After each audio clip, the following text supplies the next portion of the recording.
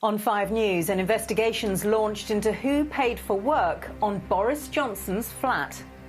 The spending watchdog says there are reasonable grounds to suspect an offence occurred.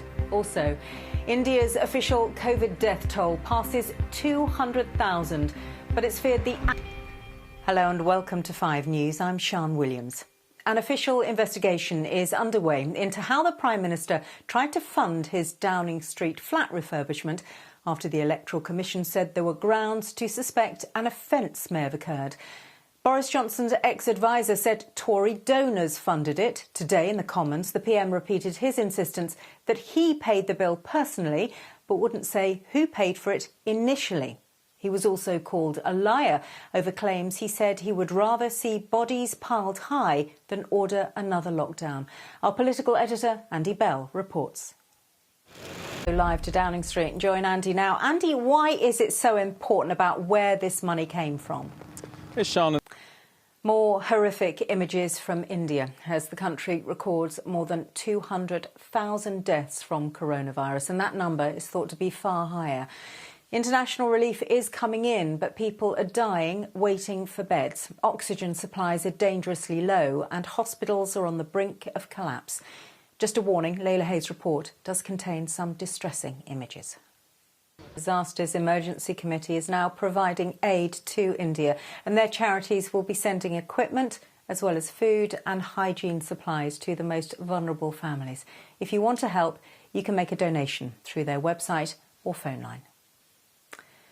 Let's bring you the UK's daily COVID figures now. A further 20 and the vaccination numbers continue to rise. Nearly 34 million. There's fresh evidence that COVID vaccines could help control the spread of the virus. The Wales manager and former Manchester United footballer Ryan Giggs has appeared in court denying charges of assault against 2 women, including his ex-girlfriend.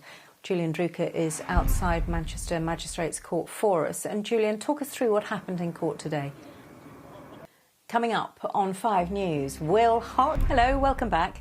Now, would you feel safe taking your hands off the wheel if you were driving a car which had the technology to supposedly steer itself on a motorway?